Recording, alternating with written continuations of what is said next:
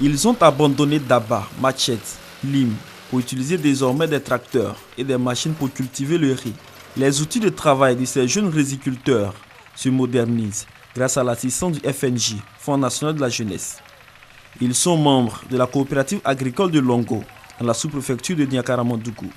Le Fonds national de la jeunesse a mis à leur disposition tout le matériel pour la culture du riz, des intrants ainsi qu'une décortiqueuse de dernière génération. Avec ce dispositif, les jeunes veulent assurer l'autosuffisance alimentaire tout en améliorant leurs conditions de vie. Tout comme cette coopérative qui a perçu plus de 107 millions de francs CFA. D'autres jeunes, en groupement ou individuellement, ont reçu des financements de la part du FNJ. Au total, 46 projets personnels et 5 projets collectifs ont été financés sur l'ensemble du territoire national, le tout d'un montant d'environ 1 milliard de francs CFA. Après quelques semaines d'activité, ces jeunes entrepreneurs ont pour la plupart entamé la phase de production.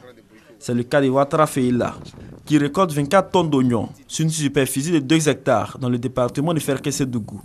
Tout comme cette jeune dame qui va récolter dans quelques semaines son manioc. Tous ces jeunes ont bénéficié du soutien du FNJ qui entend apporter sa contribution à l'insertion socio-professionnelle de la jeunesse ivoirienne. Une politique a été mise en place en vue de l'encadrement pour la production, la commercialisation et le recouvrement des prêts.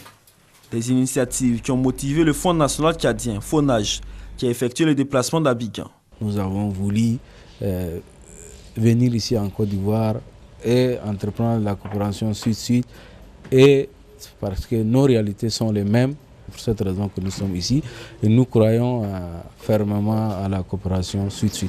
Améliorer notre dispositif pour que nous demeurions une référence et que nous soyons davantage une structure qui répond de façon favorable aux préoccupations d'emploi des jeunes de Côte d'Ivoire.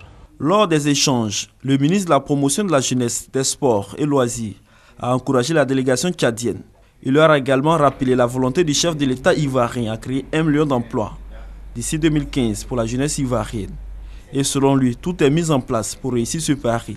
Le problème que nous avons en Côte d'Ivoire, c'est l'accès à l'information. Les emplois existent, les moyens pour accéder à une insertion existent, mais c'est l'information qui manque. Dans tous les cas, des emplois se créent chaque jour. Au cours des séances de travail, la délégation tchadienne a pu s'imprégner de la réalité du terrain en Côte d'Ivoire, ce qu'elle compte rééditer une fois au Tchad.